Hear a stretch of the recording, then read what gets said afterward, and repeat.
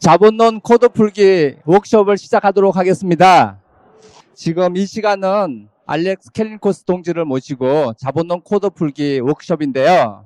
먼저 연사분에 대해서 소개를 해드리면 지금 영국 킹스 칼리지 대학교에서 교수이시고 그다음 이 막스의 자본론에 대한 논리로 철학 박사학위를 받으셨고요. 그 뒤에도 이 막스의 혁명적 사상, 우리나라에 번역된 책으로는 마르크스의 혁명적 사상이나 제국주의와 국제 정치 경제, 무너지는 환상 이런 등등의 책이 번역되어 있습니다. 특히나 이 막스주의에 관심이 있으시는 그런 어떤 대학생들의 경우 마르크스의 혁명적 사상이라는 책은 거의 필독서로 알려져 있습니다.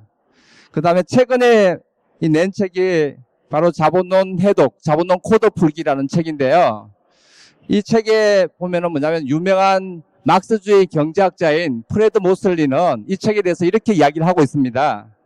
이 막스의 자본에 대한 중요한 통찰과 후기 자본주의에서 혁명적 주체의 성격에 대한 내용을 담고 있는 책으로 21세기 자본주의에 대한 투쟁을 위해서 막스의 어떤 정치 경제학, 막스주의 정치 경제학을 부흥시키는데 되게 중요한 기여를 한 책이라고 이렇게 평가를 하고 있습니다.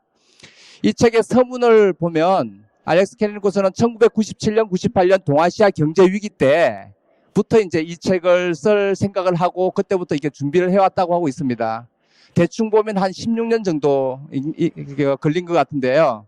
아마 이렇게 많은 내용들을 우리에게 영감을 주는 많은 내용들을 아마 좀 이따가 말씀해 주실 것 같습니다. 이번 워크숍의 제목이 자본론 코드 풀기라고 해서 마치 무슨 자본론이 뭐 비전서이고 암호를 해독하는 이런 시간인 걸로 생각하시면 오해이신데요. 아마 알렉스 캘리코스 동지가 정말로 쉽고 편안하게 이렇게 설명을 대중적인 강연을 하시겠다고 하시니까요. 편안하게 이렇게 들으시면 좋을 것 같습니다. 우리와 같은 박수로 알렉스 캘리코스의 발언을 듣도록 하겠습니다. Hello, comrades. 안녕하십니까 동지들. The word capital is on many people's lips at the present time. 오늘날 많은 사람들이 자본에 대해서 언급하고 있습니다. This is in the last few months significantly because of a book that was published in English earlier this year. 그런데 그 자본이라는 단어가 이렇게 많이 회자되는 이유는 지난 몇 달 전에 영어로 출간된 한 권의 책 때문이기도 합니다. Unfortunately, this isn't my book, Deciphering Capital. 근데 그 불행히도 그 책은 제가 쓴 자본론 해독하기가 아닙니다. I regret to say that my book hasn't been at the top of Amazon US's bestseller lists. 제 책이 그 아마존의 그 베스트셀러 리스트에 오르지 못한 거는 그 불행하지만 사실입니다. This is rather a book by a French economist called Thomas Piketty. The title of the book is Capital in the 21st Century. 제가 언급하고 있는 책은 오히려 제 책이 아니라 프랑스의 토마 피케티라는 사람이 쓴 21세기의 자본입니다. And this book has caused an enormous amount of discussion in the mainstream media. 그리고 주류 언론에서 이 책을 놓고 그 수많은 논평들을 했습니다. Now, I'm going to say something about the book, but it's worth saying that in calling the book Capital in the 21st Century, Piketty is making a reference to Marx and his great work, Capital. 피케티에 대해서는 좀 더 말씀드리겠지만 어쨌든 그 책 제목이 21세기의 자본이라는 것은 그 사실 그 마르크스에 대한 언급, 마르크스의 자본을 염두에 두고 지은 제목입니다. Now, Piketty is in fact not a Marxist, and he says he hasn't read Marx's Capital. 근데 사실 피케티 자신은 마르크스주의자도 아니고 자기가 그 자본론을 읽어보지도 않았다고 했습니다. But in calling his book Capital in the 21st Century, the implication is that he's trying to do for the 21st century what Marx did for the 19th century. 근데 그 자기 책을 21세기 자본이라고 그 제목을 지은 것은 그 말하자면은 마르크스가 19세기에 했던 과업을 자기가 21세기에 대해서 해보겠다는 그런 그 야심을 드러낸 거라고도 할 수 있습니다. But of course, there are many of us who don't think that Marx's Capital is just a book for the 19th century. It's a book for the 21st century as well. 근데 그 많은 마르크스주의자들은 마르크스의 자본론이 단지 19세기를 위한 책이 아니라 오히려 21세기에 더 부합하다고 믿고 있습니다.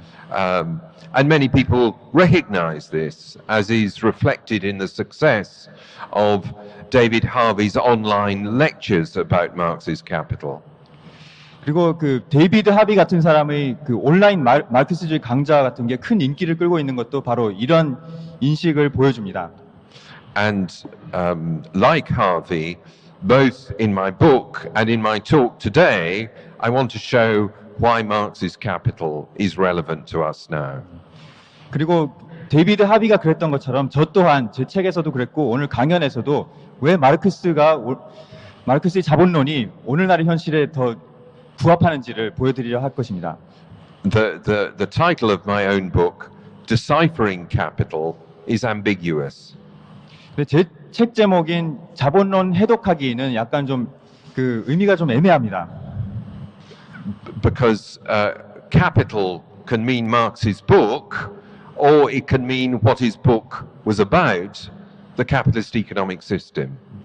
왜냐하면 그 자본 해독하기에서 이 자본이라는 게 그 마르크스의 저작을 지시하는 걸 수도 있고 또는 그 마르크스가 분석하고자 했던 그 대상, 현실의 자본을 의미하는 걸 수도 있기 때문입니다. In my book, there's a lot of trying to decipher Marx's book, but as a means to understanding capitalism today. 제 책에서는 마르크스의 자본론에 대한 분석이 많은데요. 근데 그것은 또한 그 현실의 자본, 오늘날의 자본주의를 이해하기 위한 그 수단으로서 그렇게 하고 있습니다. Today, the balance is what I say is going to be more about capitalism than Marx's book, but don't worry, Marx's book will be there as well. 오늘 제 강연에서는 그 자본론보다는 자본주의에 좀 더 포커스를 맞추긴 할 텐데 그래도 그 마르크스의 자본론에 대해서 그 언급은 할 거니까 안심하시기 바랍니다. But it's worth asking, why is there so much talk about capital today? 근데 오늘날 왜 사람들이 이렇게 자본을 거론하는 건지 한번 질문해 볼 필요가 있습니다. Why should Piketty's book on capital have such an enormous impact? 왜 그 피케티의 자본이 그렇게 큰 영향력을 발휘할 수 있을까요? And the answer is that it's now 7 years, exactly 7 years, since the global economic crisis broke out in August 2007. 그 답은 뭐냐면 바로 올해로 2008년 8월에 발발한 경제 위기가 시작된 지 정확히 7년이 되기 때문입니다. But that crisis continues today. 그럼에도 그 위기는 여전히 현재 진행형이죠. You have to be really stupid to think that the crisis is over.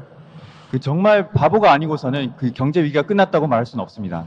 Lots of bourgeois commentators essentially acknowledge that global capitalism is still in serious economic trouble. 많은 주류 경제학자들도 세계 경제가 심각한 위기에 여전히 빠져 있다는 것을 인정합니다. They talk, for example, about a new era of economic stagnation. 예컨대 그 새로운 경제 정체의 시대에 대해서 그들은 얘기합니다. This isn't so different from what the Marxist economist Michael Roberts means when he talks about a long depression. 이거는 또한 그 마르크스주의 경제학자인 마이클 로버츠가 말한 장기 불황하고도 크게 그 벗어난 얘기가 아닙니다. In other words, a long period when the economy is growing at best slowly and maybe from time to time actually shrinking. 장기 불황이라 함은 오랜 시간 동안 경제 성장 속도가 굉장히 낮거나 혹은 때로는 더 그 마이너스 성장을 하기도 하는 그런 시기를 말합니다. But I think there's a second closely related reason why capital is on so many people's minds. 근데 저는 사람들이 또 자본을 그토록 많이 거론하는 두 번째 이유가 있다고 생각합니다. And that is that we're in a period not just of economic crisis, but of growing economic inequality. 그거는 그 우리가 단지 경제 위기 시대에 살고 있을 뿐만 아니라 경제 불평등이 극심화하는 시대에 살고 있기 때문입니다. Even the high priests of global capitalism, like the International Monetary Fund, now admit that inequality is too high. 그래서 심지어 IMF 같은 그 자본주의의 대주교에 해당하는 그 집단들도 이제 그 불평등이 큰 문제라는 걸 시인하고 있습니다. As the mass of people experience their living standards getting squeezed, shrinking, a small minority are getting richer and richer. 그 대다수 사람들이 그 생활 수준이 압박을 받고 심지어 그 하락하는 와중에도 아주 극소수의 사람들은 그 훨씬 더 부유해지고 있는 현실입니다. For example, my own city, home city, London, now has more millionaires than any other city in the world. 그런데 제가 살고 있는 런던은 그 세상에서 이제 그 백만장자들이 가장 많이 거주하는 도시가 됐습니다. The British government may be imposing sanctions on Russia, but rich Russians are paying large amounts of money to have visas to live in London. 그래서 그 영국 정부가 지금은 러시아에 경제 제재를 가하고 있는데도 그럼에도 많은 그 러시아 갑부들이 그 거액을 들여가지고 영국 그 비자를 사들이고 있습니다.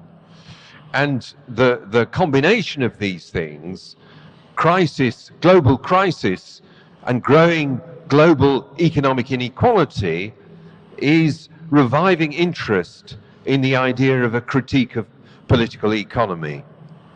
그래서 이처럼 지속적인 그 경제 위기와 더욱 그 극단화되는 경제적 불평등 이것들이 결합하면서 다시 한번 그 막스주의적 정치 경제학 비판에 대한 관심이 고조되고 있는 것입니다. In other words, mainstream economics is useless. 달리 말하면 주류 경제학은 이제 그 무용지물임이 판명난 것입니다. If you have, I'm terribly sorry for anyone here who has a degree in economics from a university. 만약 여러분 가운데 그 주류 경제학 학위를 갖고 계신 분이 있다면 그 정말 죄송합니다. Because that's like having an official certificate saying, I don't understand the economy. 왜냐하면 그 경제학 학위라는 게 나는 경제에 대해서 모르는 게 아는 게 하나도 없소이다라고 말하는 공식 증명서와 다름없기 때문입니다. For mainstream economics, crises don't exist. 주류 경제학에서는 경제 위기라는 것 자체가 있을 수 없는 일입니다.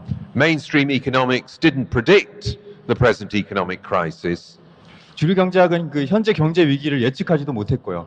and it can't explain in retrospect why it happened. 그리고 이미 그 과거가 된 상황에서 되돌아보면서도 그 원인을 아직 설명하지 못하고 있습니다.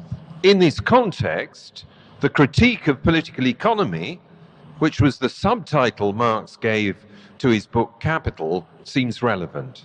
이런 맥락에서 마르크스가 자본론의 부제목으로 달았던 그 정치 경제학 비판이라는 부제목은 굉장히 적절해 보입니다. When Marx talked about a critique of political economy, he didn't just mean criticizing the assumptions of the mainstream economics of his day. 근데 정치 경제학 비판이라고 했을 때 마르크스가 의미했던 바는 단지 그 당대의 정치 경제학의 그 여러 개념들을 비판하는 것만이 아니었습니다. He meant through that critique of the categories of mainstream economics, getting a better understanding of the dynamics of capitalism as an economic system. 오히려 그런 그 당대의 주류 정치 경제학 개념들을 비판하면서 그걸 통해서 그 자본주의 본질에 더 다가가려 했던 것입니다. Now, in this context, it's useful to look at Piketty's book. 근데 이런 맥락에서 그 피케티의 저작을 논하는 것이 그 쓸모가 있을 것입니다. Piketty understands that there's lots wrong with mainstream economics. It's too abstract, it's ahistorical, and so on. 피케티는 주류 경제학에 문제가 많다는 것을 이해하고 있습니다. 즉 주류 경제학이 굉장히 추상적이고 또 그 뭐 abstract and Ahistorical. 그 비역사적이라는 것 등의 문제를 이해하고 있습니다. But in many ways, he's still trapped within the theoretical framework of mainstream economics. 근데 여러 측면에서 피케티 자신도 주류 경제학의 어떤 이론적 틀에 아직 갇혀 있습니다. So what does Piketty say? 그래서 피케티가 뭐라고 하던가요? The great strength of his book is the empirical data it brings together. 피케티 책의 그 중요한 장점은 바로 그 아주 풍부한 실증적 경험적 데이터를 제시한다는 겁니다. And what Piketty has worked with other economists to do a great deal of research about inequality in the advanced capitalist societies. 피케티는 또한 다른 경제학들과 그 공동 작업하면서 그 선진국에서의 불평등 문제를 아주 그 훌륭하게 파헤쳤습니다. And what his study shows is that historically inequality has been at very high levels throughout the history of capitalism, i.e. over the last couple of hundred years. 그리고 그러한 연구를 통해서 그가 밝혀낸 것은 그 지난 그 200년 동안 자본주의 역사 내내 불평등 수준이 굉장히 높았다는 것이었습니다. These levels peaked in the early 20th century, about 100 years ago. 그리고 이 불평등 수준이 특히 한 100년 전 20세기 초에 그 정점을 한번 찍었습니다. One of Piketty's main measure is the relationship between the amount of capital an economy has and the size of its national income. 그 피케티가 사용하는 중요한 지표 하나는 그 경제 전체 규모 중에서 그 자본이 차지하는 비중입니다. This capital income ratio reached its peak 6 to 7 when capital was 6 to 7 times national income around 1914, 100 years ago. 예, 자본이 아니라 자본 소득이 차지하는 비중인데요. 그 20세기 초에 이 자본 소득이 전체 소득에서 차지하는 비중이 그 6배, 7배가 됐습니다. This was a time when society was dominated by inherited wealth. 이것은 그 사회 전체가 그 물려받은 상속받은 부가 그 사회를 그 주된 부의 형태였던 것을 보여줍니다. The rich had far more money than anyone else, and they passed it on to their children through inheritance. 그래서 그 부자들은 그 다른 사람들보다 훨씬 압도적으로 많은 부를 가지고 있고 그걸 자손들한테 물려줬던 것입니다. Now, Piketty shows that changed a bit in the first half of the 20th century. 근데 피케티는 그 이런 패턴이 20세기 전반부에 조금 바뀌었다는 걸 보여줍니다. The two world wars and the Great Economic Depression reduced the amount of wealth. 그 세계 대공황과 양차 세계 대전이 그런 그 부의 규모를 좀 더 축소시켰습니다. Governments, particularly because they were waging wars, taxed more, and that made the rich a bit poorer than they had been before. 그 전쟁을 수행해야 했던 각국 정부들이 세금을 좀 더 걷어들였고 그것 때문에 그 부자들이 물려줄 수 있는 부가 좀 더 줄어들었습니다. But then, in the second half of the 20th century, and to a greater extent in the neoliberal era, we see inequality growing again. 그러다가 20세기 후반부에 들어와서 그리고 특히 신자유주의 시대에 들어와서 불평등이 다시 확대되는 패턴이 나타났습니다. And Piketty predicts that unless present trends change, inequality will be at the levels that they were before 1914. 그래서 피케티는 이런 그 추세가 역전되지 않는다면 그 앞으로 그 불평등은 다시 20세기 초 1914년 이전으로 돌아갈 것이다라고 예상합니다. In other words, we will be in a world where inherited wealth, the wealth that the rich pass on to their children, will be absolutely dominant economically and socially. 즉, 그 부자들이 자손들한테 물려주는 상속된 부가 그 경제 전체를 더 쥐락펴락하게 되는 수준까지 갈 거란 겁니다. Now, this empirical analysis is very powerful and very convincing. 이런 경험적 분석은 굉장히 그 정교하고 또 설득력이 있습니다. The big business paper in Britain, the Financial Times, tried to destroy Piketty's figures, but they ended up making fools of themselves. 그 영국의 주요 친기업 신문인 파이낸셜 타임즈가 그 피케티 숫자 가지고 시비를 걸려다가 그 잘못해가지고 그 완전히 그 망신만 당하고 말았습니다. Even most mainstream economists thought that the Financial Times was wrong. 예. 심지어 그 주류 경제학자들도 파이낸셜 타임즈가 그 뻘짓했다는 걸 인정해야 했습니다. So Piketty's figures are good. 그러니까 그 피케티 숫자들은 아주 탄탄한 겁니다. The weakness comes in his explanation of this pattern. 근데 피케티의 약점은 그가 이런 그 숫자들을 꿰서 설명하는 방식에 있습니다. Piketty has a very simple argument to explain the growth of inequality. 피케티는 그 불평등의 증가를 아주 단순하게 설명합니다. This is a formula that has become quite well known, according to which R is greater than G. 예. 이건 그 소위 말하는 R이 G보다 더 크다라는 그 이제 그 많이 알려진 공식인데요. What does this mean?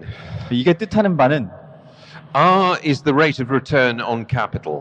여기서 G보다 더 큰 R은 그 자산에 대한 수익률입니다. In other words, it's the amount of money that you could get back from investing your capital. 즉 그 어떤 자본을 투자하는 데 대한 그 투자해가지고 벌어들이는 돈이 그 애초 투자한 돈보다 얼마나 되느냐 그 비율을 나타내 주는 겁니다. What Marx calls the rate of profit. 마르크스는 이걸 이윤율이라고 불렀습니다. G is the rate of economic growth. 근데 R보다 더 작은 G는 경제 성장률을 나타냅니다. And the rate of economic growth. In other words, the rate at which the output of an economy, what it produces, grows. 달리 말하면 한 경제의 총 산출량의 성장률을 말합니다. Okay, what Piketty claims is usually the rate of return on capital is higher than the rate of economic growth. 근데 피케티가 말하는 바는 그 대개는 자본 수익률이 그 경제 성장률보다 더 높다는 것입니다. As long as this is true, the rich will get richer. 근데 그렇다면은 그 부자들은 대개의 경우 계속 더 부자가 되겠죠. They can spend in line with the rate of economic growth. 그들은 그 경제가 성장하는 만큼 더 소비도 늘릴 수 있는 동시에 So they consume in line with the growth of the economy. 예, 그 경제가 성장하는 만큼 그 비율만큼 자기들 소비도 늘어날 수 있겠죠. But they still have more profits than that. 근데 그러면서도 더 그들이 모으는 돈은 더 많아진다는 겁니다.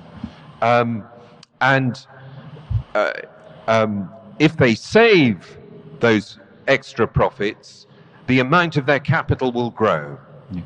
수익률이 경제 성장률보다 더 높기 때문에 더 그 경제 성장률보다 더 빨리 그 수익을 벌 수가 있는데 그것들을 더 그들이 저축을 한다면은 자산의 규모가 그만큼 더 빨리 상승할 겁니다. Their capital will grow compared to the national economy. 예. 그래서 전체 경제보다 더 빠른 속도로 그들의 자산이 규모가 커지는 겁니다. And so the economic weight of the rich compared to everyone else will grow. 그러므로 그 부자들의 경제적 비중 또한 나머지 모든 사람들에 비해서 더 빨리 커진다는 겁니다. Now, even on my fairly crude presentation, you'll probably agree that this seems like quite a mechanistic explanation of the growth of inequality. 근데 제가 이렇게 간단하게 설명을 드려도 이게 뭔가 그 경제 성장 메커니즘에 대한 약간 좀 기계적인 설명이 아닌가 하는 느낌이 드실 겁니다. It seems quite simplistic to explain the growth of economic inequality this way. 예. 불평등의 증가를 이런 식으로 설명하는 것은 그 사실 좀 다소 조야한 면이 있습니다. And the problem is related to the fact that in many ways Piketty remains within the framework of the orthodoxy of mainstream economics. 그리고 이거는 사실 피케티가 여러 면에서 여전히 그 주류 경제학의 틀을 벗어나지 못하고 있기 때문에 나타나는 문제입니다. So, for example, like other economists, he sees wars and economic crises as not intrinsically related to the development of capitalism as an economic system. 그래서 그도 다른 주류 경제학자들처럼 그 전쟁과 경제 위기가 자본주의 발전에서 서로 긴밀히 연결되어 있는 어떤 현상이라고 보지를 않습니다. 둘을 따로따로 봅니다. So wars and crises are external shocks.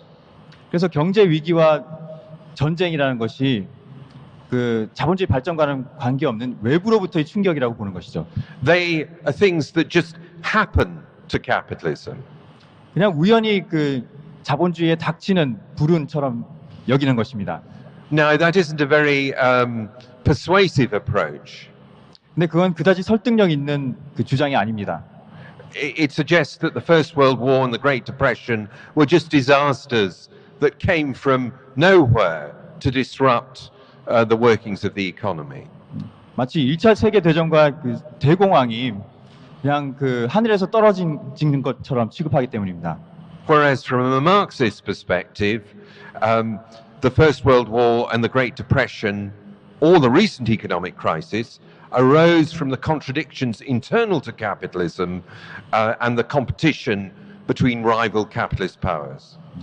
반면 마르크스주의자들이 보기에 그 1차 세계 대전도 그렇고 대공황도 그렇고 또 최근의 경제 위기 또한 자본주의의 내재한 모순으로부터 그리고 그 지배자들 간의 경쟁에서 비롯한 것입니다.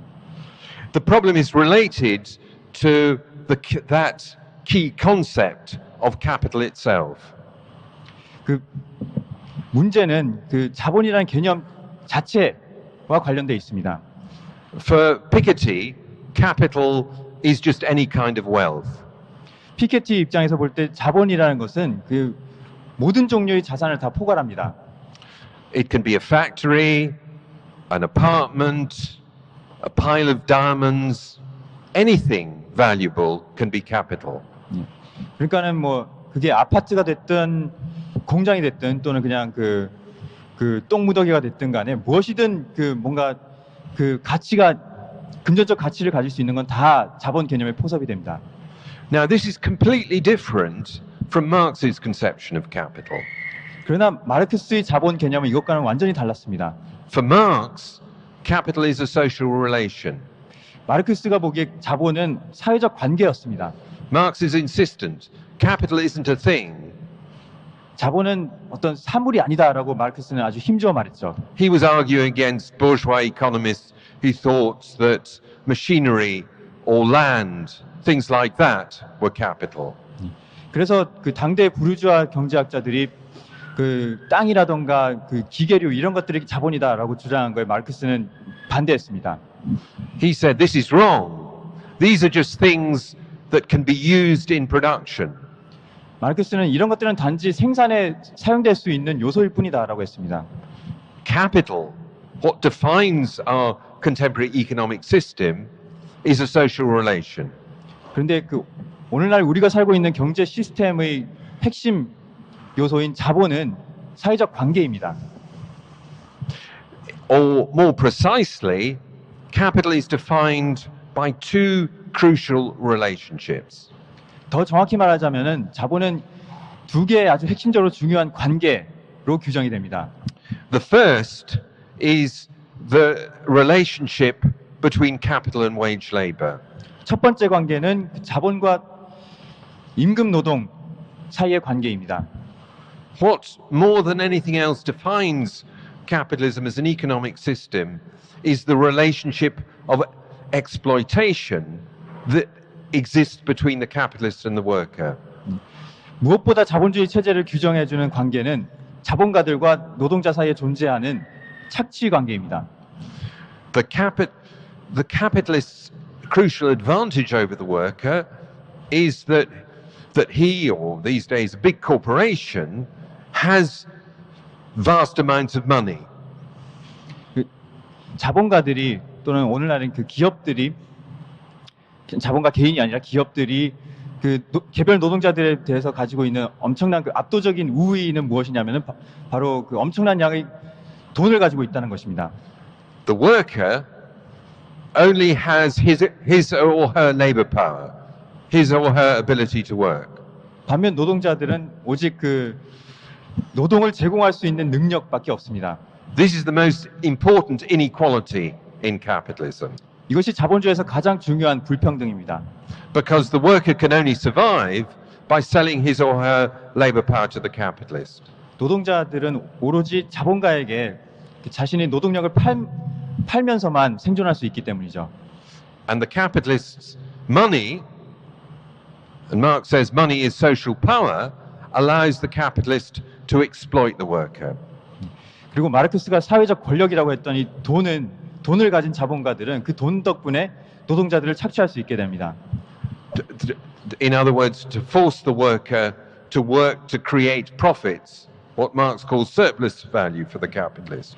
즉 착취라 하면 달리 말하면은 그 노동자들이 자본가들을 위해 잉여 가치를 생산할 수 있도록 그래서 자기가 버는 것보다 더 많은 이윤을 기업에 만들어 줄 수 있도록 강제할 수 있다는 겁니다. But there's a second relationship which defines what capitalism is.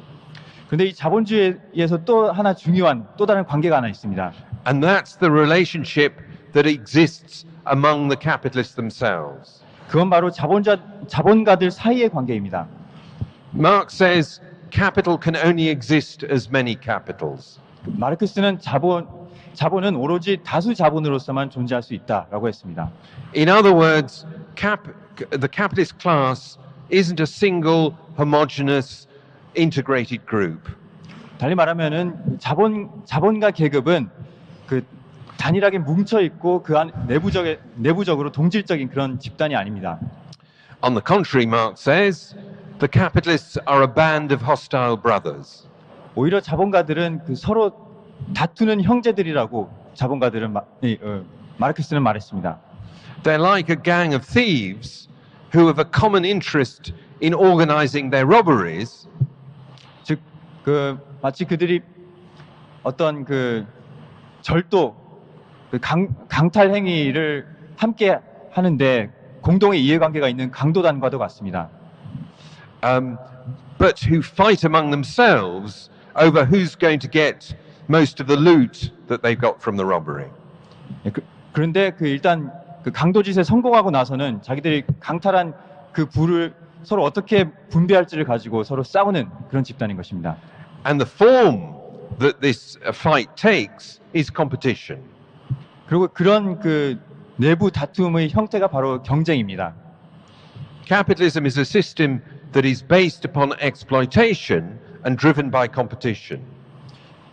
즉 자본주의는 착취의 기초를 두고 있고 그 경쟁에 의해 추동되는 시스템입니다.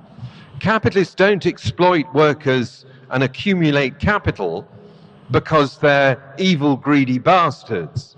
자본가들이 노동자들을 착취하고 그럼으로써 자본을 축적하는 이유는 그들 자신이 그 나쁜 놈들이어서 그런 게 아닙니다.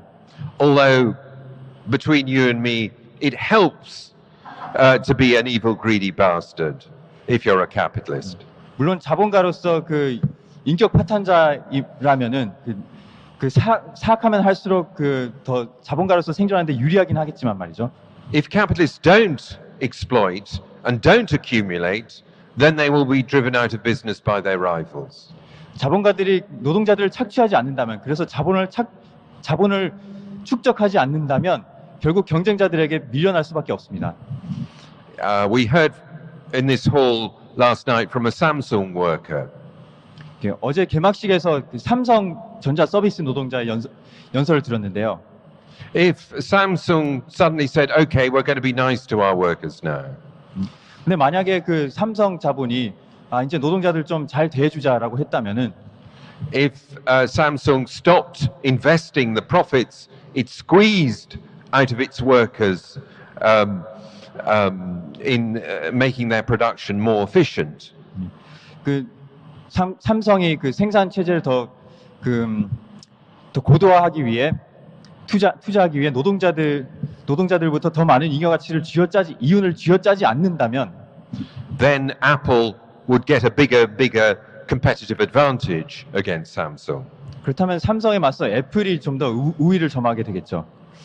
Now, understanding the fact that capital is constituted by these relations of exploitation and competition is critical to understanding the world in which we live today.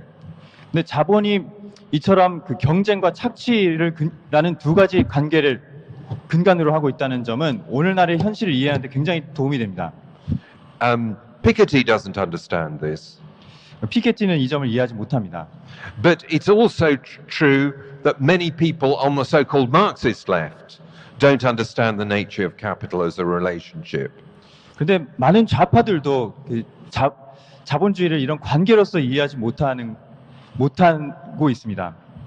This is true, for example, of Tony Negri and Michael Hart in their famous book Empire. 이 점은 제국이라는 책을 쓴 토니 네그리하고 마이클 하트도 마찬가지입니다. They just see capital as a kind of parasitic thing over here. 그들은 자본을 모종의 어떤 기생적인 존재, 어떤 대상, 사물로 바라봅니다. And over there are people living and being creative and so on. 그래서 한편에는 이런 기생충 같은 자본이라는 사물이 존재하고 저쪽에는 다 일반 사람들, 다중이 아주 창조적으로 삶을 살아가고 있는 것이죠. And somehow capital is able parasitically to live off the life and activity of people. 그리고 어떻게 해서 그렇다는 건지 모르겠지만 어쨌든 자본이 그런 일반 사람들의 창조적인 창의성으로부터 그리고 그런 활력을 빨아먹으면서 기생충처럼 그렇게 몸집을 키울 수 있다는 겁니다. This isn't how things are at all. 근데 실제 그림은 전혀 이렇지가 않습니다. Capital is a set of antagonistic relationships. 자본이라는 것은 여러 가지 적대적인 관계를 뜻합니다. And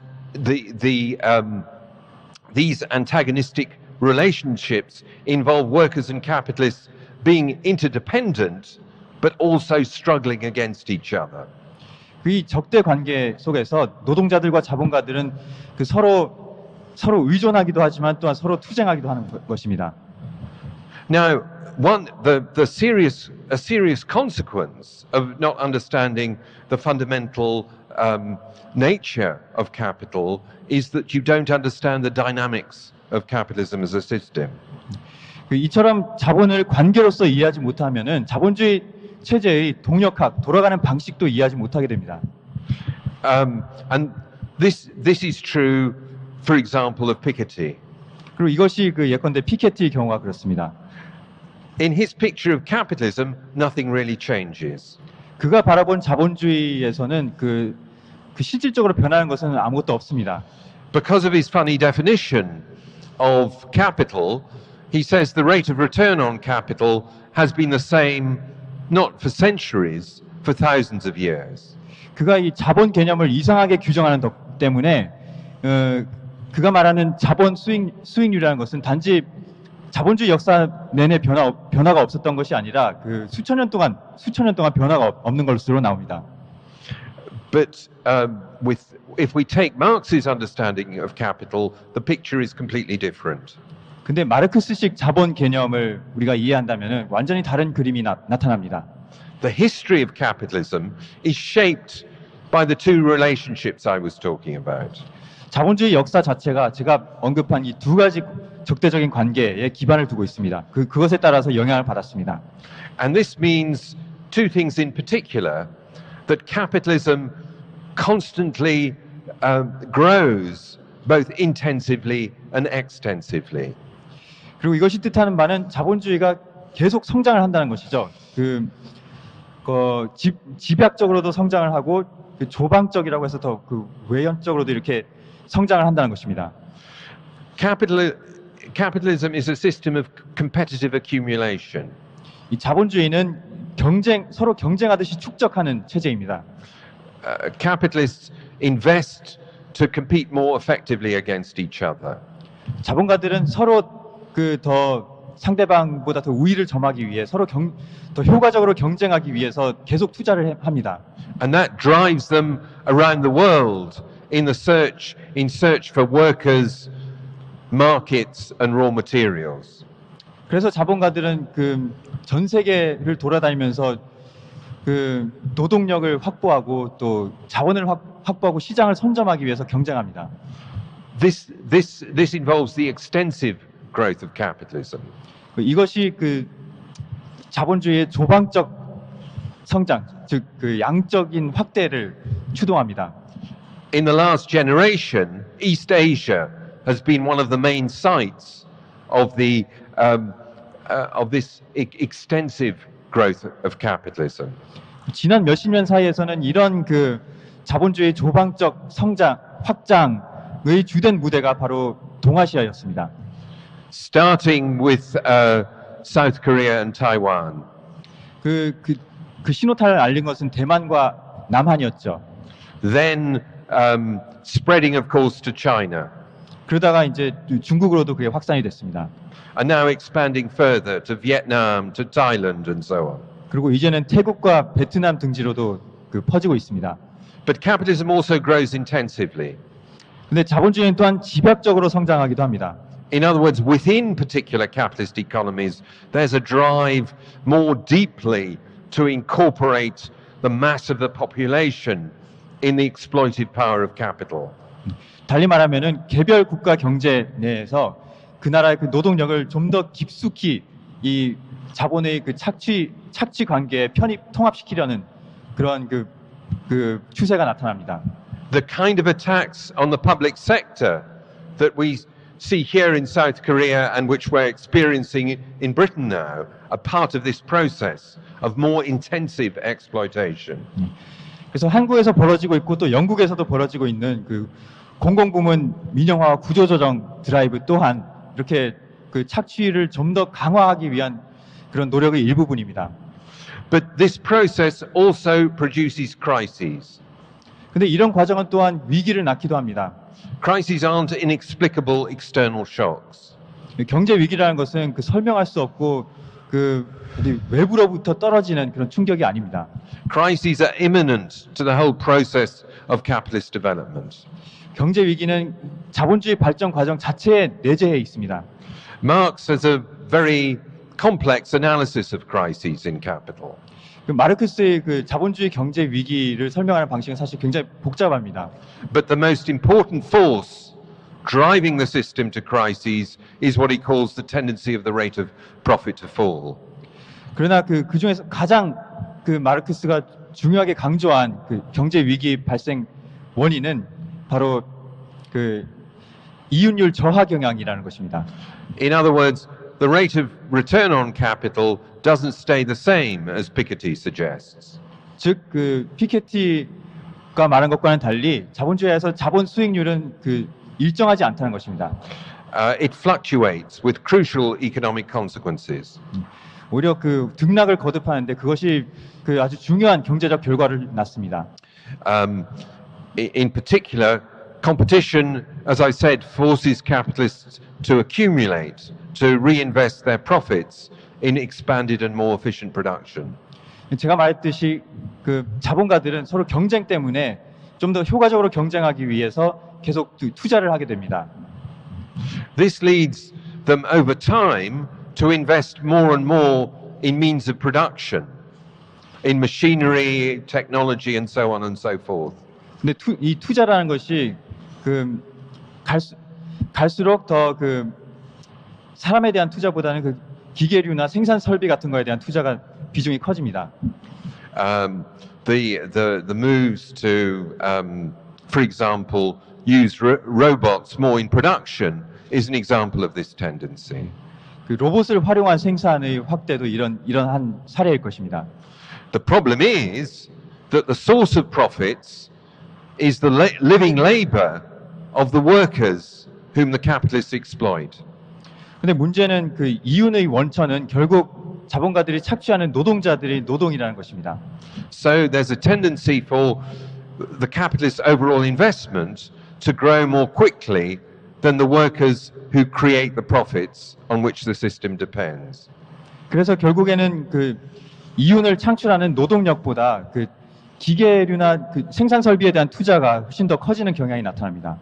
And this leads to the rate of profit falling, and it is this that lies behind, for example, the present economic crisis. 그렇게 되면 결국은 그 이윤율, 자본 수익률이 떨어지게 되는데 그것이 바로 현재 우리가 목도하고 있는 경제 위기 근저에 있는 그 현상입니다.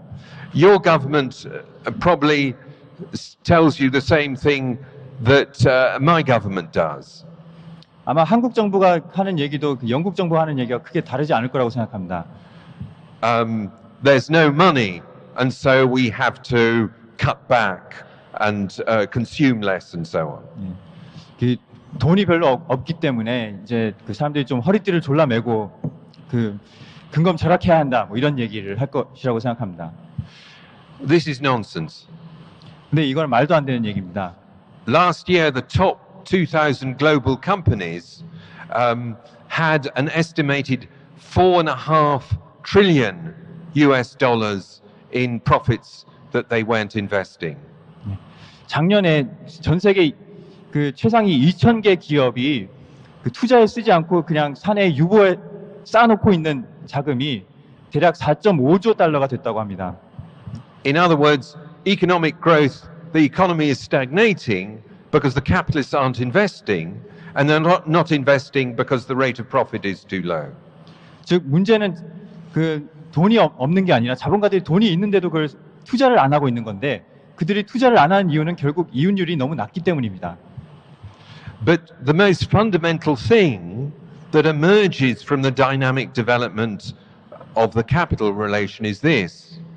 그런데 이 자본 관계가 그 이렇게 역동적으로 발전하는 것에 따른 가장 중요한 결과는 다음과 같은 것입니다. The capital relation, as I've said, is a relationship of interdependence between capital and wage labor. 제가 말씀드렸듯이 이 자본 관계는 임금 노동과 그 자본가 간의 서로 상호 의존적 관계입니다. That means that workers to live need the capitalists to employ them. 노동자들이 생존하려면 자본가들이 노동자들을 고용해야 합니다. But there's another side to this.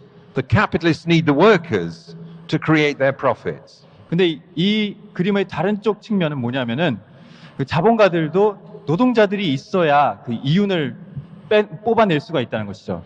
So that the more that capitalism grows, particularly in the context of crisis, the more the antagonism between capital and wage labor grows as well. 그렇기 때문에 그 자본주의가 더 성장할수록 더 그만큼 더 그 노동자들과 자본가 사이에 잠재적 갈등도 더 커지는 것입니다. And we can see this very clearly in your part of the world at the present time. 그리고 이 점을 그 이 지역에서 특히 두드러지게 확인할 수가 있습니다. The individual example of workers starting to organize their union in the electrical part of Samsung is an example of that antagonism developing. 삼성전자 서비스 노동자들이 스스로 이렇게 노조를 만들고 조직화하기 시작한 것도 바로 이러한 그 갈등이 표면화되는 것의 한 사례입니다. In societies like China, Vietnam, and Cambodia, supposedly ruled by parties that represent the interests of the working class. 또한 그 소위 그 노동자 민중의 이익을 대변한다고 하는 그 공산당이 지배하는 중국이나 베트남, 캄보디아 같은 데서도 이런 현상이 나타납니다. We see growing numbers of strikes and other protests by workers. 노동자들이 파업을 벌이고 그 거리 시위를 벌이는 일이 점점 흔해지고 있습니다. And this really brings me to what is the political essence of this understanding of capital as a relation. 그리고 그 자본을 이처럼 관계로서 이해했을 때 거기서 도출되는 가장 중요한 정치적 결론은 이것입니다. I wrote my book on capital because I thought too many Marxists didn't understand the nature of capital as a relation. 제가 그 자본론 해독하기라는 책을 쓴 이유는 제가 보기에 너무 많은 마르크스주의자들이 이 자본을 관계로서 이해하지 못한다고 봤기 때문입니다. This is important not out of an act of religious worship of Marx or something like that. 제가 그 마르크스를 무슨 신처럼 그 숭배하기 때문에 그런 책이 아닙니다. This is important politically. 자본을 관계로서 이해하는 것, 이것은 정치적으로도 중요합니다. It's important politically because, for example, understanding the competitive nature of capitalism means understanding that the capitalists themselves don't control their own system. 그것이 정치적으로 중요한 이유는 그 자본가들이 서로 경쟁하고 있는 관계라는 것을 파악해야만 자본가들이 이 체제를 그 좌지우지하는 그 마치 배후에서 다 통제할 수 있는 것처럼 생각하지 않게 된다는 겁니다. 오해하지 않는다는 겁니다. They struggle blindly against each other. 그들은 서로 맹목적으로 서로 경쟁하고 투쟁할 뿐입니다. And as a result of that struggle, they precipitate crises and wars that further destabilize the system. 그리고 그 자본가들이 바로 이렇게 서로 맹목적으로 그 쟁투를 벌이는 것 때문에 자본주의 체제 자체가 불안정에 빠지고 또 전쟁이 발발하는 것입니다. But the very core of the capital relation in exploitation means something even more fundamental. 그런데 그 자본주의의 그 핵심적인 관계인 바로 착취라는 관계에는 훨씬 더 그 근본적인 의미를 갖습니다. It means that capital, the capitalists are in the power of the workers. In the power of the workers.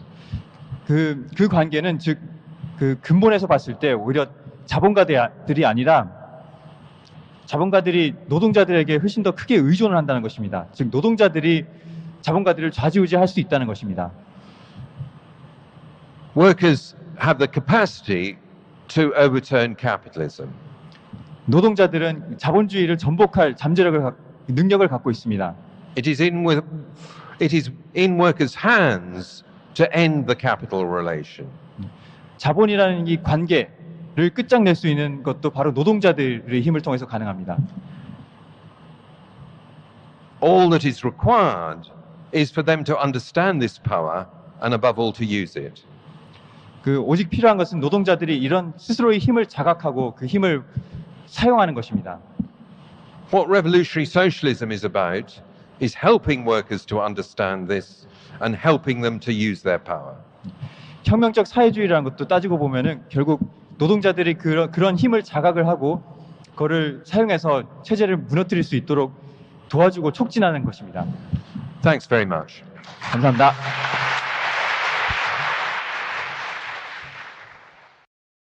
알렉스 캘린코스 동지의 정리 발언을 듣도록 하겠습니다.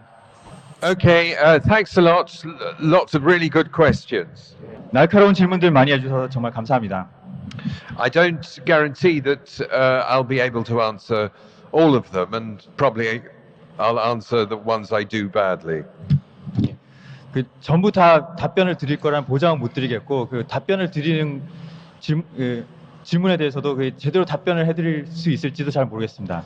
Anyway, I'll try. 어쨌든 시도는 해보겠습니다. Okay, someone asked me to restate how, well, not me really, Marx understands capital. 예, 어떤 분이 자본을 그러면 어떻게 정의한 건지 다시 한번 말해달라고 요청하셨는데요. Let me just say that in contrast, the mainstream definition of capital is just of any factor that allows you to get a profit. 예, 마르크스의 개념과 대조적으로 주류 경제학자들은 무엇이든 그 이윤을 뽑아내는데 사용될 수 있는 요소는 다 자본으로 규정합니다. And Piketty simply takes over this definition so that, for example, real estate is capital. 피케티도 이런 정의를 받아들여 가지고 예컨대 부동산도 자본이다라고 규정을 합니다. For Marx, however, something becomes capital in the sense of something that will allow you to gain a profit only within the context of certain very specific economic relationships. 근데 마르크스가 보기에 마르크스는 그 자본이라는 게 아주 특수한 그 경제적 맥락에서 이윤을 뽑아낼 수 있도록 해주는 수단이라고 봤습니다. 그런 수단이 될 때 무엇이든 자본이 되는 겁니다.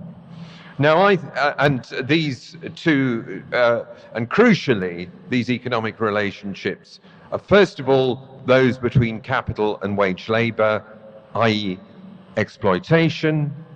예, 그 특수한 관계 속에서만 그 자본이 될 수가 있다고 하는데 그 관계는 그 가장 핵심적으로는 노동과 자본 간의 관계, 즉 착취 관계입니다.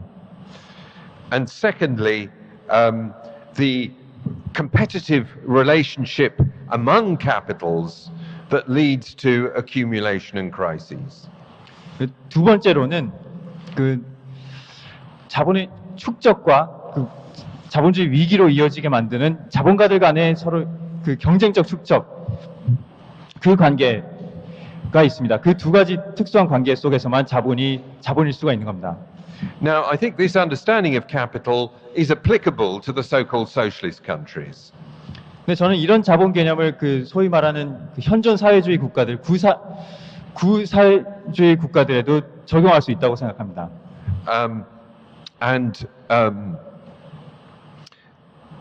So that if we look at, say, the USSR, the first dimension of the capital relation, the relationship between capital and wage labor,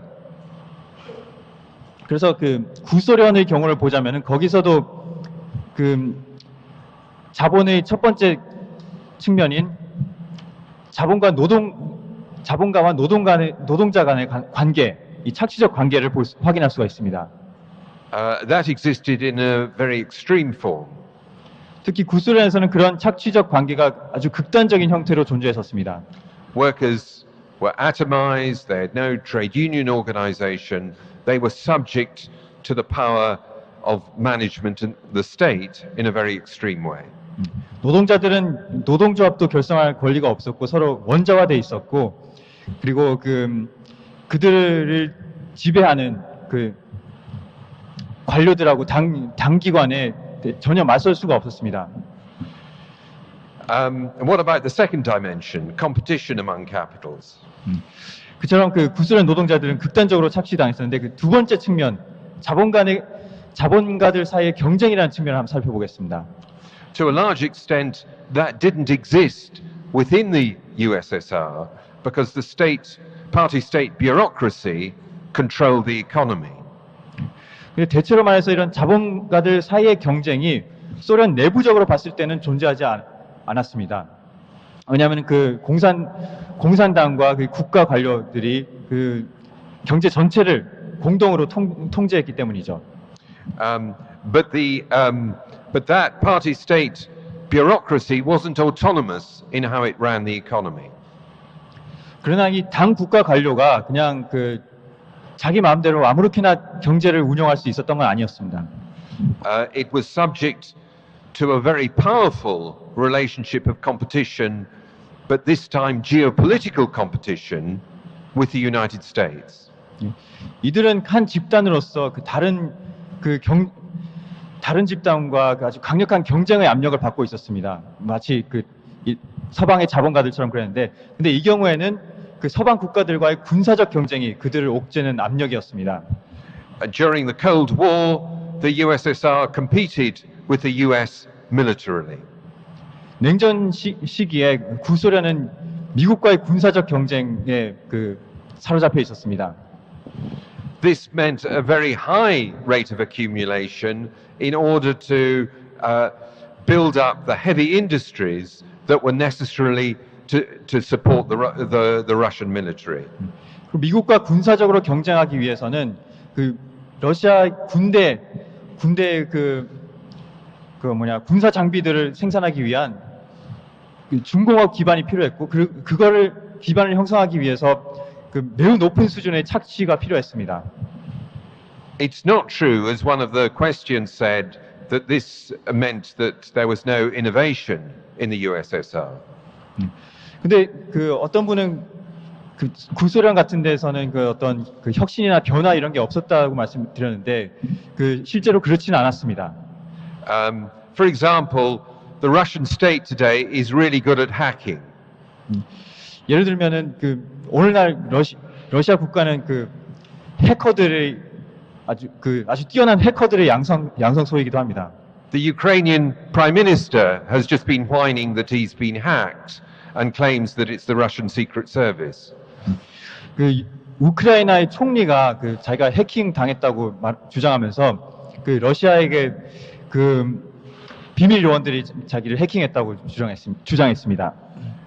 Why Russia is so good at hacking is because in the Soviet era, a very good IT industry with lots of very skilled people developed in order to serve the Soviet military-industrial complex. 예.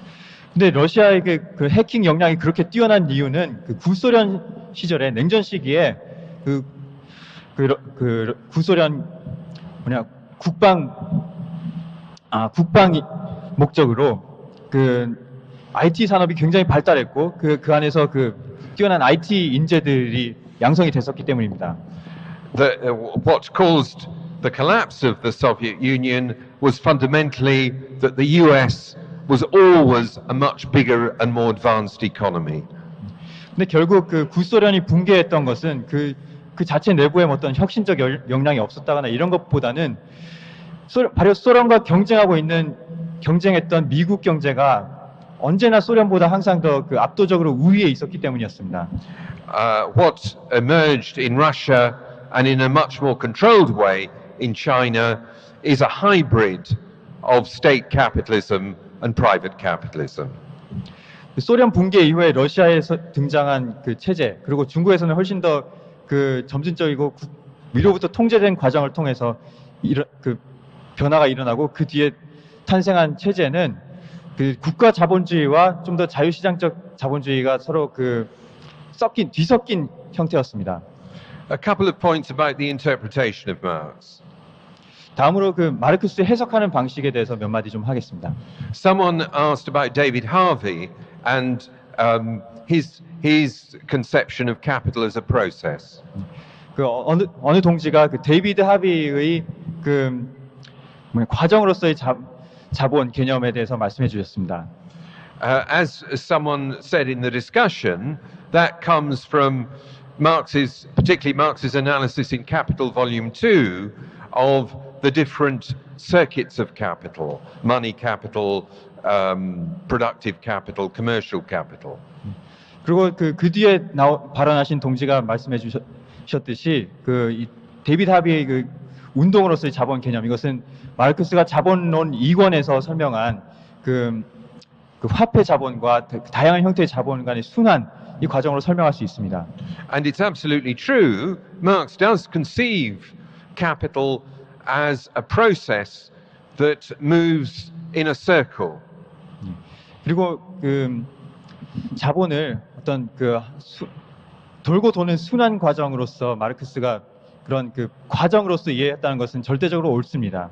A circle in which the capitalists advance money in order to invest in exploiting workers and, if they're lucky, come out at the end of the process with more money. 그리고 그런 그 순환 사이클을 통해서 자본가들은 처음에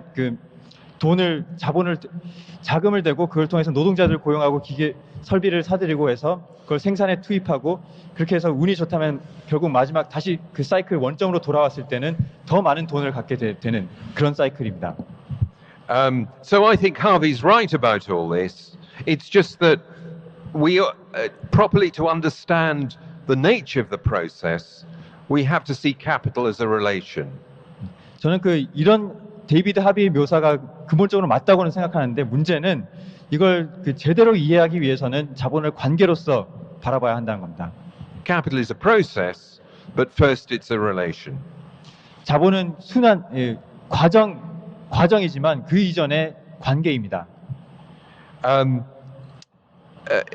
Il-bung Choi talked about the distinction between capital and general and many capitals.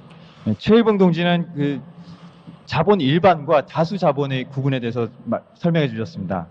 This is a distinction that Marx draws in the Grundrisse between, if you like, what defines capital, the essence of capital on the one hand, and the process of competitive struggle among capitals on the other. 그 마르크스는 그룬트리세라는 그 책에서 가장 먼저 이 구분을 채택을 했는데요. 거기서 그는 그 자본의 본질이라는 것과 또 그 구체적으로 자본 사이 그 자본가들 사이의 어떤 경쟁, 그 발전 과정에 대해서 기술을 했습니다. But in later manuscripts, including Capital itself, Marx comes to see that competition is, to put it slightly simplistically, part of the essence of capital. 근데 그 이후에 그가 그 자본론을 쓰기 위한 예비 단계로서 그 손으로 쓴 원고에서는 나중에 가서는 그 자본의 본질은 그 자본가들 사이 경쟁이다라고 좀 다소 단순화해서 말하기도 했습니다. And although he's a bit ambivalent about this, he increasingly incorporates discussion of competition into his analysis of capital in general. 그리고 비록 마르크스는 이에 대해서 좀 그 양면적이긴 했지만 갈수록 더 그 자본 간의 경쟁을 그 자본 전체의 분석에 더 통합시키는 경향을 보였습니다. Which brings me to competition itself. 그래서 저는 결국 경쟁 그 자체에 대해서 좀 말씀드리겠습니다. Someone asked why is competition blind? 어떤 분이 그 왜 자본가들은 맹목적으로 그렇게 경쟁을 하느냐고 질문을 하셨습니다. Crucially, because each individual unit of the system, each capital, each firm, or sometimes each state, only has an interest in looking after itself. 근데 그 핵심적인 이유는 이 자본주의의 각 단위들, 그러니까는 개별 기업들, 또 때로는 개별 국가들은 오로지 자신의 이익만을 챙기는 데 관심이 있기 때문입니다. Marx shows in Capital Volume 1 that the state had to intervene to impose a legal limit on the working day. 자본론 1권에서 마르크스는 그 어떤 하루 노동 시간에 법적인 한계를 설정하기 위해서 결국 국가가 개입해야만 했다라고 지적을 했습니다. In 19th century Britain, it was becoming increasingly inefficient to make workers work longer and longer hours. 19세기 영국에서는 노동자들 그저 그 장시간 노예처럼 부려먹기만 하는 것이 그 점점 그 효율성이 낮아지고 있었습니다. It was in the interest of capitalists collectively to limit the working day. 그래서 그 자본가 계급 전체의 입장에서 봤을 때는 그 하루 노동 시간을 법으로 제한하는 것이 그 필요한 일이었죠. But any individual capitalist who did that on his own would be driven out of business by his rivals. 하지만 그 개별 자본가들이 그 다른 자본가들보다 먼저 자기가 나서가지고 자기가 고용하는 노동자들을 더 일을 적게 시킨다 하면은 결국 그 망해서 시장에서 퇴출됐을 겁니다. So the state was needed to impose the capitalist's interest on themselves. 그래서 자본가들로 하여금 스스로에게 이익이 되는 조처를 취하게 강제하는 데서 결국 국가의 개입이 필요했던 겁니다. We see that with climate change today. 그리고 이 점은 오늘날의 그 기후 변화와 관련해서도 사실입니다. It would be in the collective interest of all capitalists, as well as everyone else, to reduce CO2 emissions. 그래서 그 이산화탄소 배출을 낮춰가지고 그 지구를 살리는 것이 결국은 다 인류 전체뿐만 아니라 자본가 계급 전체에게도 집단으로서는 이득이 되는 일입니다. But any individual capitalist state that cut CO2 emissions would find itself at a competitive disadvantage compared to its rivals. 그러나 어느 한 자본주의 국가가 나서가지고 먼저 그 자국의 그 온실가스 배출을 줄이고 나선다면 결국 다른 자본주의 국가들과의 경쟁에서 밀리게 될 겁니다. And there's no world capitalist state to impose what's in their collective interest on the different capitals throughout the world. 그리고 이런 경우에 국내 자본가들과는 달리 그 전 세계 각 자본주의 국가들을 각자의 이익에 부합하게 행동하도록 강제할 만한 그 전 세계 정부는 아직 존재하지 않습니다. Someone else asked, why does competition produce crises? 어떤 분이 왜 자본가들의 경쟁 때문에 그 위기가 발생하느냐고 질문하셨습니다. Well, one can say that the nature of competition, as I've just described it, makes crises probable under capitalism. 근데 제가 말씀드린 이런 이유 때문에 그 경쟁의 그 본질 자체가 그 자본가들에게 위기를 가져다 줄 수 있다고 답할 수도 있겠습니다. Because capitalists will do what is profitable for them individually, even if it creates growing problems for the system.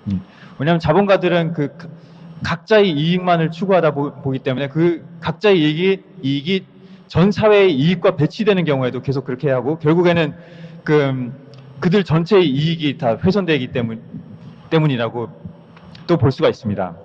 But the tendency of the rate of profit to fall is in more precise terms a consequence of competition that leads to crises. 근데 그 자본가들의 경쟁이 그 위기를 부르는 좀 더 엄밀한 메커니즘은 바로 이윤율 저하 경향입니다. Capitalists don't increase their investment in means of production just because they feel like it. They do it under competitive pressure from each other. 자본가들은 단지 그냥 자기들이 그러고 싶은 마음이 들어가지고 투자를 그렇게 경쟁적으로 하는 것이 아니라 상대 경쟁자들에게 밀리지 않기 위한 압력에 떠밀려서 계속 투자를 하는 겁니다. Someone talked about the relationship between what happens in finance and the tendency of the rate of profit to fall. 어떤 분이 이윤율 저하 경향과 금융시장 간의 관계가 어떤 건지에 대해서 좀 질문을 하셨습니다. Marx was very interested in financial crises. 마르크스 자신도 금융위기에 굉장히 관심이 있었습니다. And he argued that the waves of euphoria and panic that take place in financial markets help to drive the process of accumulation and crises. 또한 마르크스는 금융시장의 그런 급격한 호황과 공황, 이 사이클이 자본 축적 과정을 더 가속화시킨다고 말했습니다. When there's a bubble, when there's euphoria in the financial markets, that makes it easier to invest on a larger scale. 금융시장에 거품이 일고 너도 나도 다 금융시장에 투기를 하려고 달려들 때는 돈을 빌려서 자본에 투자하기가 좀 더 쉬워집니다. When there's a panic, then that drives firms into bankruptcy on a large scale. 반면에 거품이 꺼져가지고 막 사람들이 패닉에 빠지고 이럴 때는 기업들이 대규모로 파산을 합니다. And that helps to overcome crises. 근데 이런 대규모 파산 사태가 오히려 경제 위기 극복하는 데 도움이 됩니다. The fall in the rate of profit means that there's too much capital compared to the profits that can be gained through investment. 왜냐하면은 애당초 이윤율이 저하된다는 것의 의미는 투자에서 벌 수 있는 수익에 비해 이미 존재하는 자본의 양이 너무 크다는 겁니다. That's why capitalists aren't investing at the minute, because they're not enough profits. 즉 자본이 큰 거에 비해서 이윤이 불충분하기 때문에 기업들이 투자를 하지 않고 있는 거죠. If there's lots of financial panic that produces bankruptcies, that helps to destroy capital and therefore to restore the rate of profit. 그런데 금융 공황이 일어나서 수많은 기업들이 파산한다면은 그거는 이미 현존하는 자본들이 많은 양을 파괴시킴으로써 그 이윤율을 다시 끌어올릴 수 있는 전기를 마련하는 것입니다. Someone said there's collusion among capitalists, not just competition. 어떤 분은 자본가들 간의 그 어떤 경쟁만이 아니라 공조도 있다고 말씀하셨습니다. That's true, but the collusion is never enough to end competition. 그러나 물론 그것도 사실입니다. 하지만 그 기업 간의 그런 담합이 결코 경쟁을 끝장낼 수는 없습니다. Lenin stressed that capitalism develops unevenly. 레닌은 자본주의가 불균등하게 발전한다고 지적했습니다. That means individual capitals or individual states are getting advantages compared to their rivals. Compared to their rivals. 불균등하게 발전한다는 것은 개별 기업들과 개별 국가들이 다른 경쟁자들에 비해서 더 빨리 성장하고 더 우위를 점할 수 있다는 걸 뜻합니다. For example, the innovations that someone referred to. Innovation gives some capitals advantages compared to other capitals. 예를 들어서 어떤 분이 제기하신 혁신 같은 것들이 일부 기업들이 다른 기업들보다 더 우위를 점할 수 있게 해주는 요소가 됩니다. That destabilizes the system and means more competition and more crises. 근데 이렇게 어떤 혁신이나 다른 요소 때문에 일부 기업들이 한때 더 잘 나가고 또 다른 기업들이 더 잘 나가고 이런 상황이 체제의 불안정을 가져다 준다는 겁니다.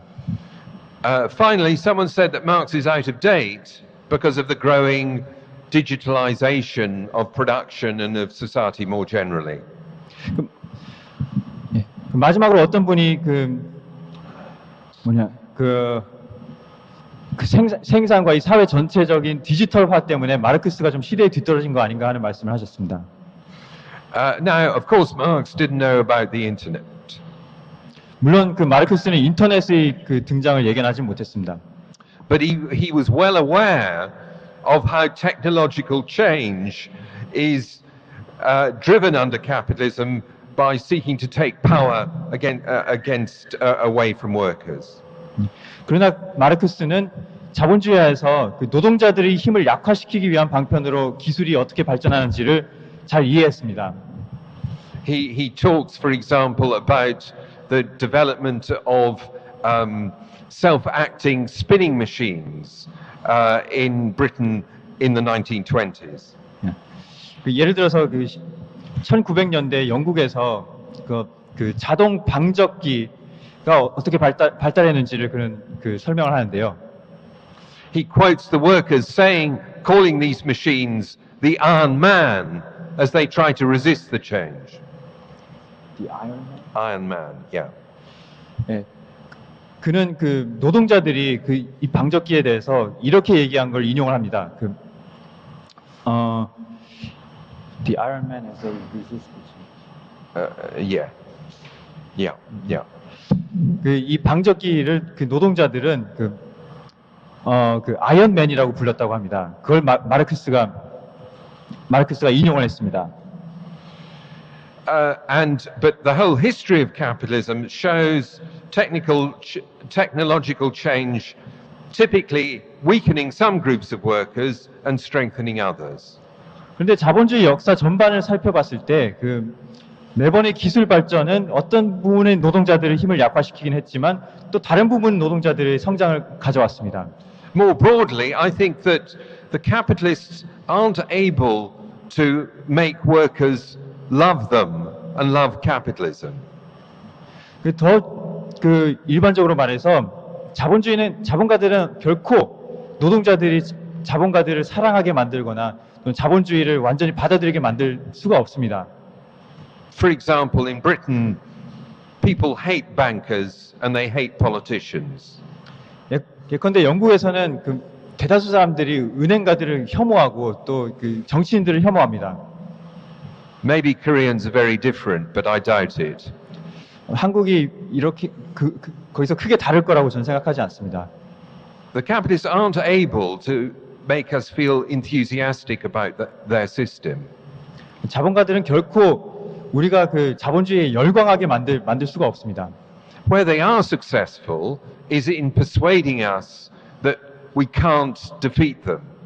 그들이 할 수 있는 것이라고 기껏해야 우리로 하여금 저들을 상대로 이길 수 없다고 믿게 만드는 것 정도입니다. So the capitalists don't really control our minds. They rather encourage us to believe that we have no power. 즉 자본가들은 우리의 의식을 통제하지는 못하는 것입니다. 단지 우리가 우리 힘에 대해서 의문을 품도록 우리가 힘이 없다고 믿게 만드는 정도만 할 수 있는 겁니다. And what Marx argued was that this sense of a lack of power can only be overcome through practical experience. 마르크스는 우리 노동 계급의 이런 무기력감은 오로지 실천을 통해서만 극복될 수 있다고 했습니다. That's why he stressed the importance of the class struggle. 그래서 그는 계급 투쟁이 그토록 중요하다고 봤던 겁니다. Because it's in the class struggle where workers discover their power. 오로지 계급 투쟁을 통해서 노동자들이 자신의 힘을 자각하기 때문입니다. I've never forgotten the pictures I saw of the workers rising here in 1987. 저는 1987년 남한의 노동자들이 들고 일어났던 그 장면들을 아직도 생생히 기억합니다. The workers rising that broke the power of the military dictatorship. 군부 독재를 끝장냈던 바로 그 노동자 항쟁이었죠. You could see in these pictures workers discovering their power for the first time.